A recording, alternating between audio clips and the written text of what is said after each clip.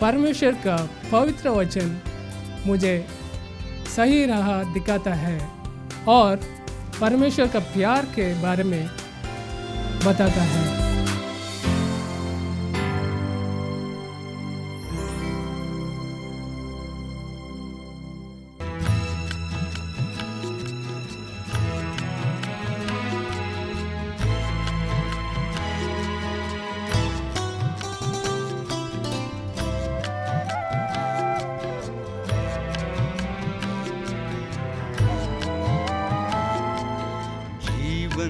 है एक कश्ती,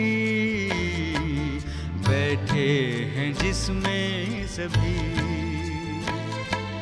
जीवन है एक कश्ती, बैठे हैं जिसमें सभी।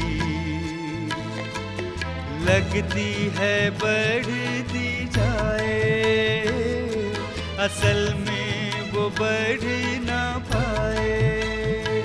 अगर यीशु माझी नहीं, अगर यीशु माझी नहीं।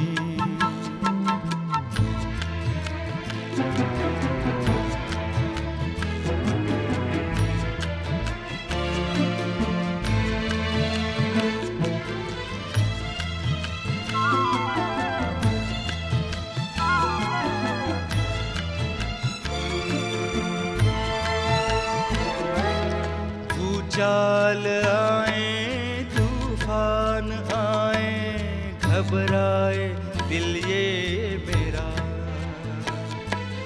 तू चाल आए तूफान आए, घबराए दिल ये मेरा। यीशु बनेगा तेरा सहारा, आज़मा ले तू उसको जरा। आज़मा ले तू उसको जरा। जीवन है एक कश्ती, बैठे हैं जिसमें सभी। लगती है बढ़ती जाए, असल में वो बढ़ ना पाए। अगर यीशु माझी नहीं, अगर यीशु माझी नहीं।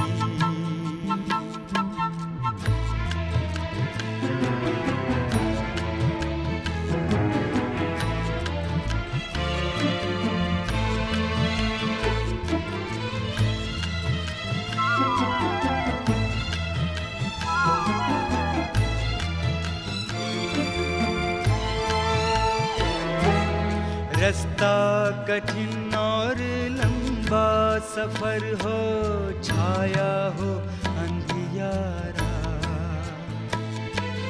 रास्ता कठिन और लंबा सफर हो, छाया हो अंधियारा। यीशु ही है जो पार लगाए, पहुंचाएगा वो किनारा। पहुंचाएगा वो किनारा। जीवन है एक कश्ती, बैठे हैं जिसमें सभी। जीवन है एक कश्ती, बैठे हैं जिसमें सभी।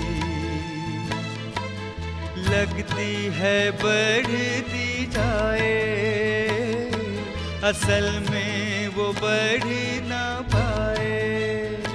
अगर यीशु माझी नहीं, अगर यीशु माझी नहीं, अगर यीशु माझी नहीं। परमेश्वर की महिमा हो भाई और बहनों, जिसने हमें ये तंदुरुस्ती दी है, ये समय दिया है और ये वचन दिया है कि वचन के द्वारा ही हम परमेश्वर की इच्छा को जान सकते हैं। सचमुच प्रभु अनुग्रहकारी है, वो हमारा भला ही चाहता है, वो हमसे प्यार करता है और वो चाहता है कि हम हमेशा ज़िंदगी में आगे बढ़ें।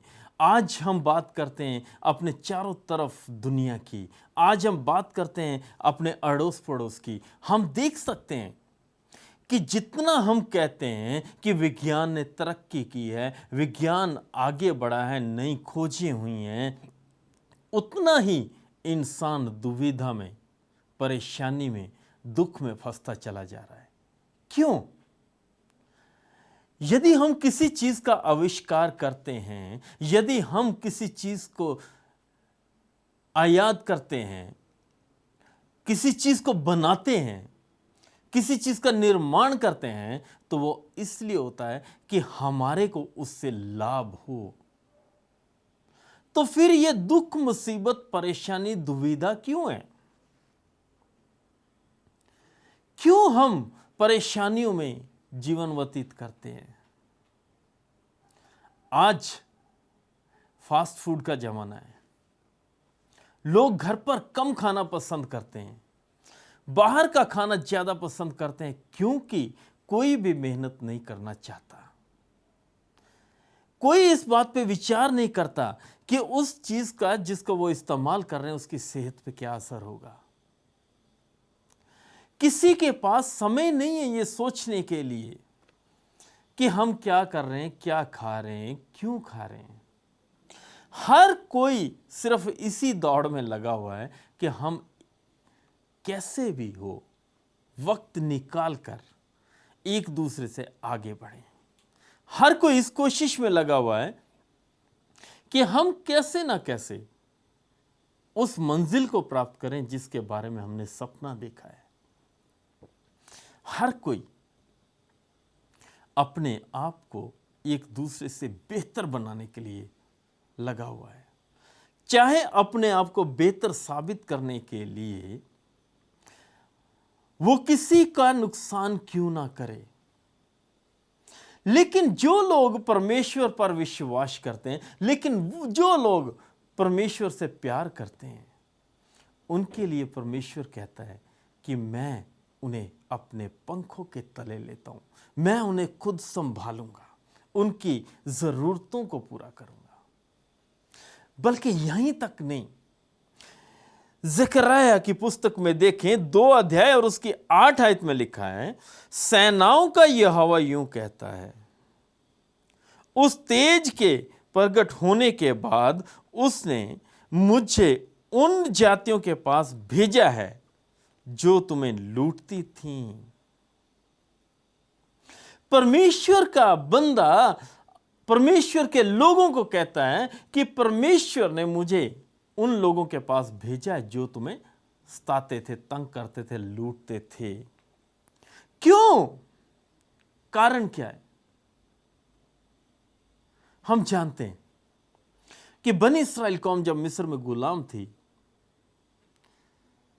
तो मूसा को परमेश्वर ने बुलाया, मूसा की जिम्मेदारी लगाई कि तू जा और मेरे लोगों को गुलामी से छुड़ा। जाके फिरौन से बात कर कि परमेश्वर तेरे से नाराज है, तू परमेश्वर के लोगों को तंग मत कर, उन्हें छोड़ दे। लेकिन भाई और बहनों, क्या मूसा जाने के लिए तैयार था? पहले तो मूसा भी नहीं जाना चाहता था।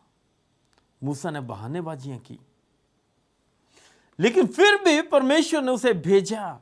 परमेश्वर कहता, मैं तेरे अंग संग हूं, मैं तुझे छोड़ूंगा नहीं, तेरे साथ रहूंगा।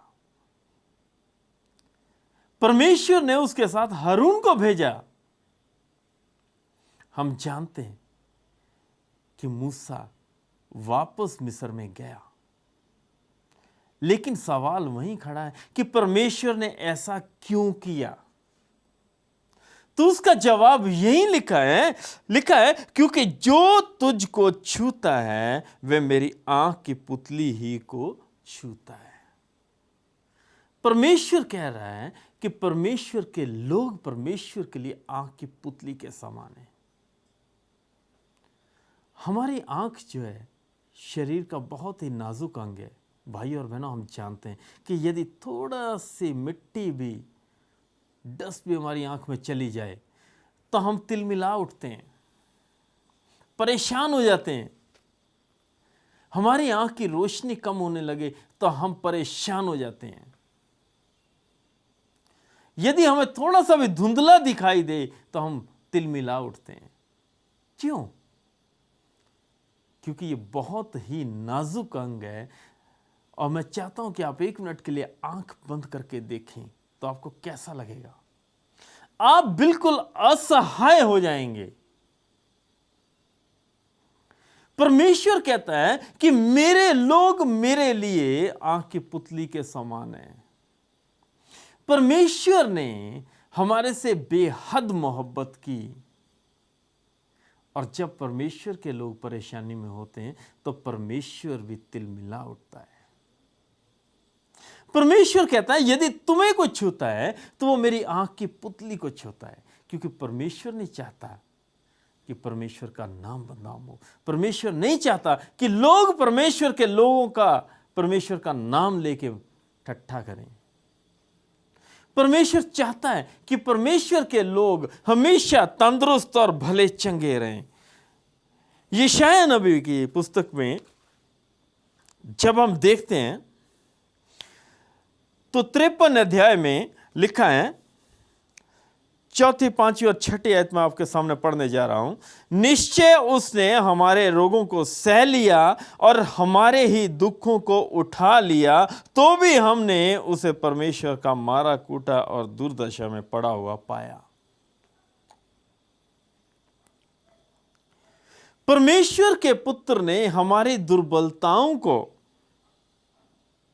हमारे दुखों को अपने ऊपर ले लिया, हमारे रोगों को अपने ऊपर ले लिया, ताकि हम रोग मुक्त हो सकें, ताकि हम बुराई से मुक्ति प्राप्त कर सकें।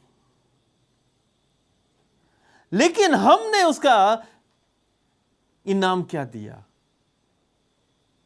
क्या हम मानने के लिए तैयार हैं कि हमारी खातिर प्रभु यीशु मसीह इस दुनिया में आए ताकि हम निरोगिता का जीवन व्यतीत कर सकें?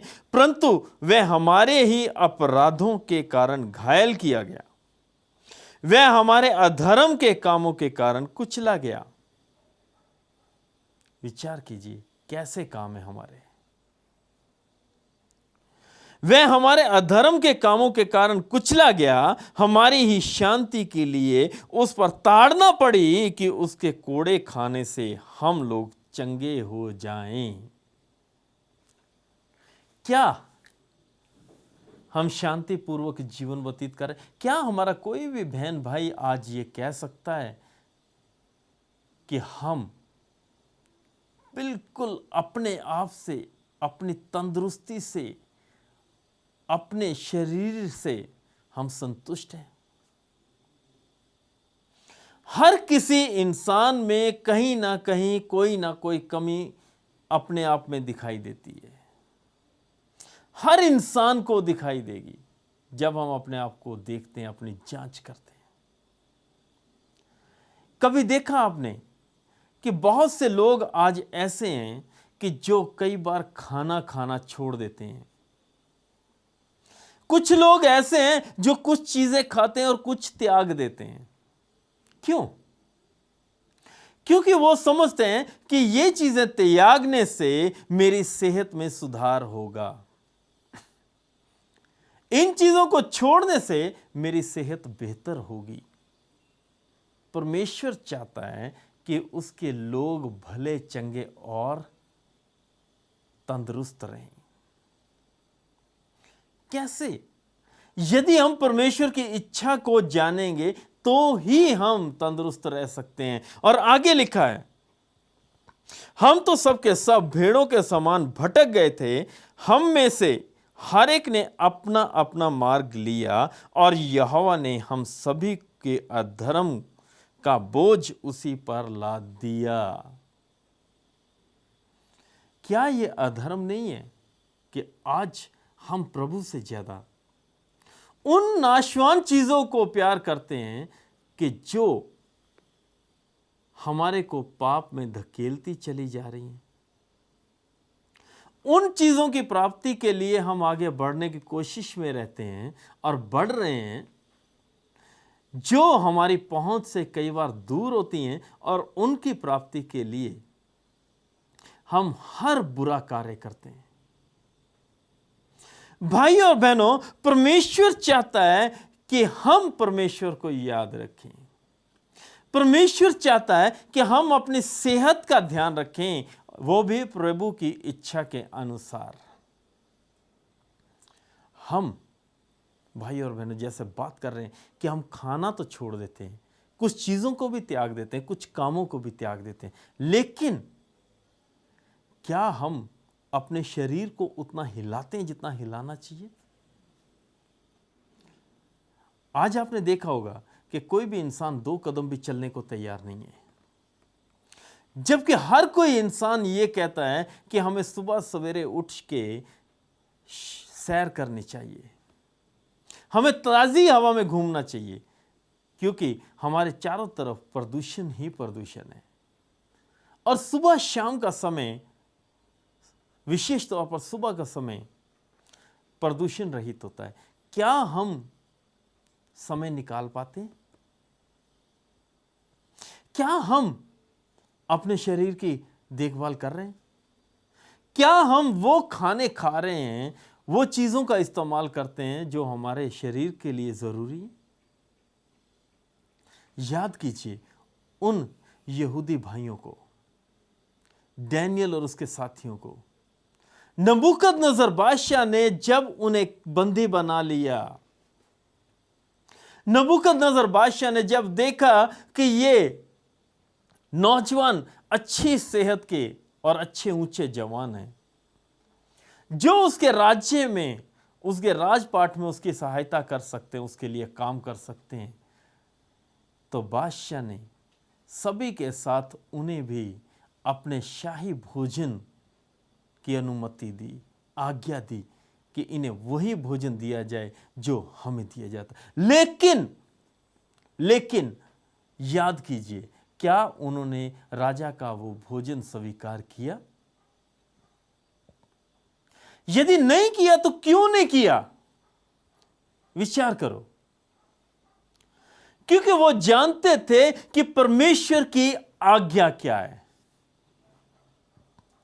क्योंकि वो जानते थे कि परमेश्वर की आज्ञा का पालन करके हम तंदुरुस्त रह सकते हैं, क्योंकि वो जानते थे कि परमेश्वर उन्हें तंदुरुस्ती दे सकता है और देता है। इसलिए भाई और बहनों, उन्होंने वो भोजन करने से इनकार कर दिया और बादशाह से, राजा से अनुमति मांगी कि हमें इतने समय बाद दूसरे अपने इन नौजवानों के साथ देख लेना कि हम में उनके मुकाबले क्या कमी है। उसका रिजल्ट क्या हुआ, नतीजा क्या हुआ? वक्त आने पर डैनियल और उसके तीनों साथी दूसरे नौजवानों से बेहतर दिखाई दिए। क्यों? क्योंकि वो जानते थे कि परमेश्वर उन्हें आशीष देगा, क्योंकि वो जानते थे कि जो भोजन परमेश्वर ने खाने के लिए दिया है, जो भोजन परमेश्वर ने खाने के लिए कहा है, वही उचित और अच्छा भोजन है, वही इंतजाम सबसे बेहतर है। इसीलिए परमेश्वर चाहता है कि हम अपनी सेहत का ध्यान रखें। संत पौलुस 1 कोरिन्थियों 6 अध्याय उसकी 19 और 20 आयत में लिखते हैं, क्या तुम नहीं जानते कि तुम्हारी देह पवित्र आत्मा का मंदिर है? ये एक सवाल किया गया है परमेश्वर के लोगों से, परमेश्वर के वचन द्वारा। परमेश्वर का दास पूछ रहा है, क्या तुम नहीं जानते कि तुम्हारी देह पवित्र आत्मा का मंदिर है? यह सवाल आज हम अपने आप से दोबारा कर सकते हैं।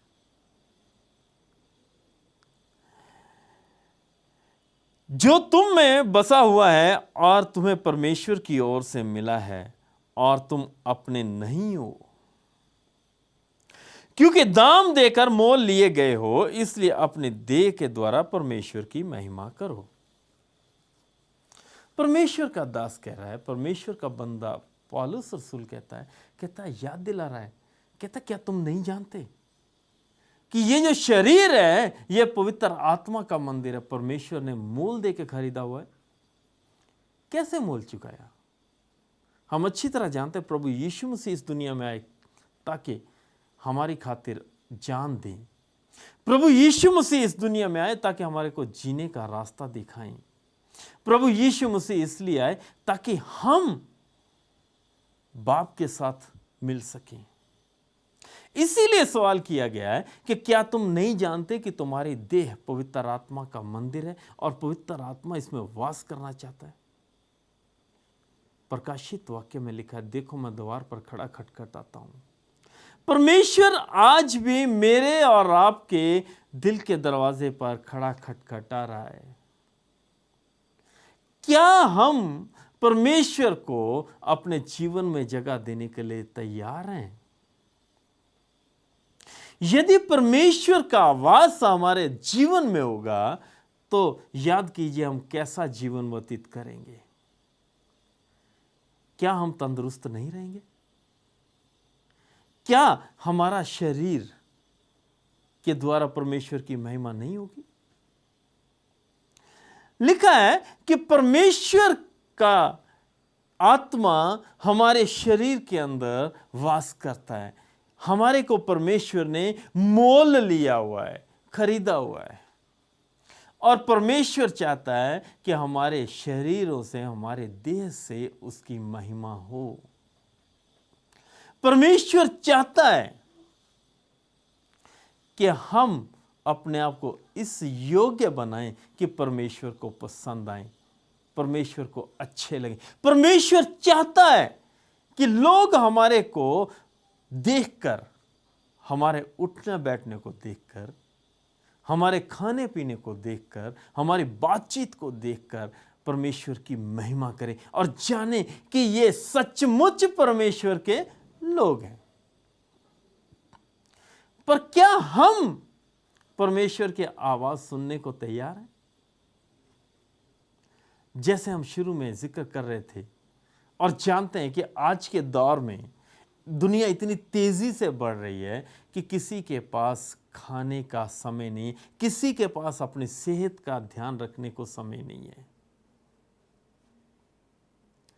आज हम सिर्फ और सिर्फ अपना पेट भरने की बात करते हैं। आज सिर्फ हम अपने आप को संतुष्ट करने की बात करते हैं कि हमने पेट में कुछ डाल लिया, हमारे को संतुष्टि हो गई और हमने आगे बढ़ना है।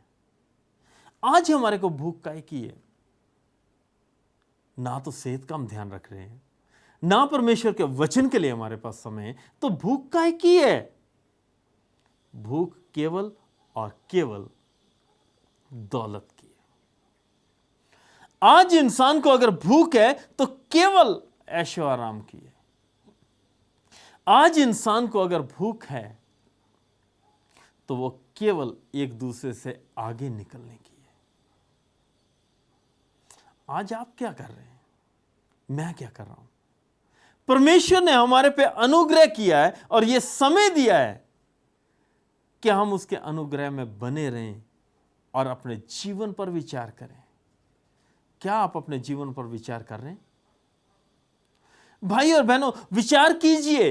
परमेश्वर का वचन कहता है कि यदि तुम्हें कोई छूता है तो वो मेरी आंख की पुतली को छूता है। परमेश्वर का वचन के द्वारा परमेश्वर कहता है कि तुम लोग मेरी आंख की पुतली के समान हो। आज क्या आप चाहते हैं कि आपकी आंख की पुतली को कोई छुए? एक मैं छोटी सी उदाहरण और देना चाहता हूं। हर घर में छोटे बच्चे हैं। जब बच्चे पे मुसीबत आती है या बच्चे को कोई परेशान करता तो आपको कैसा महसूस होता है? कैसा महसूस करते हैं आप? सोचिए। लेकिन हम लोग आज के समय में जो कि अपने आप को परमेश्वर के बच्चे बच्चियां कहते हैं, शैतान के हाथ में खेल रहे हैं।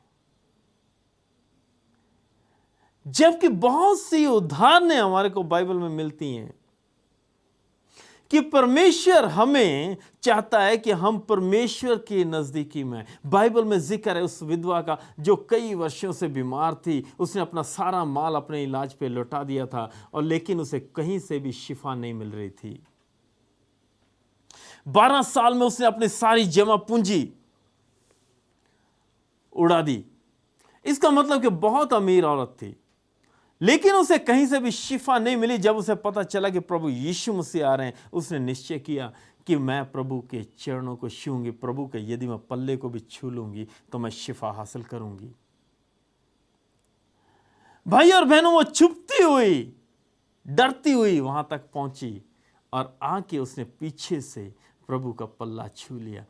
तो यकीन जानिए उसी वक्त उसे रिहाई मिल गई, शिफा मिल गई और वो तंदुरुस्त हो गई।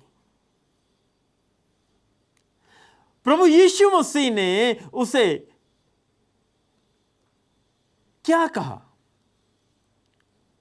जब वो सामने आई, डरती हुई आई? मैं कहानी को बिल्कुल शॉर्ट में कर रहा हूं। प्रभु यीशु मसीह ने कहा कि जा, तेरे विश्वास ने तुझे चंगा किया, और वो प्रभु का गुणगान करती हुई वहां से चली गई। परमेश्वर चाहता है कि हम भी उसका गुणगान करें। परमेश्वर चाहता है कि हम भी तंदुरुस्त रहें। परमेश्वर के वचन में 1 कुरिन्थियों 10 अध्याय उसकी 31 में आयत में लिखा है, चाहे तुम खाओ चाहे पियो, लेकिन सब परमेश्वर की महिमा के लिए करो। आज हम किसके लिए कर रहे हैं? अपनी महिमा के लिए। भाई और बहनों, हमने कुछ नहीं करना, परमेश्वर की महिमा के लिए करना है। प्रभु आपको आशीष दे। आइए प्रार्थना करें। धन्यवाद देते हैं पिता परमेश्वर कि आपने हमें अभी तक संभाला है और मौका दिया कि हम आपकी इच्छा को जान सके कि आप चाहते हैं कि हम बिल्कुल तंदुरुस्ती भरा जीवन व्यतीत करें, शांतिपूर्वक अपना जीवन व्यतीत करें।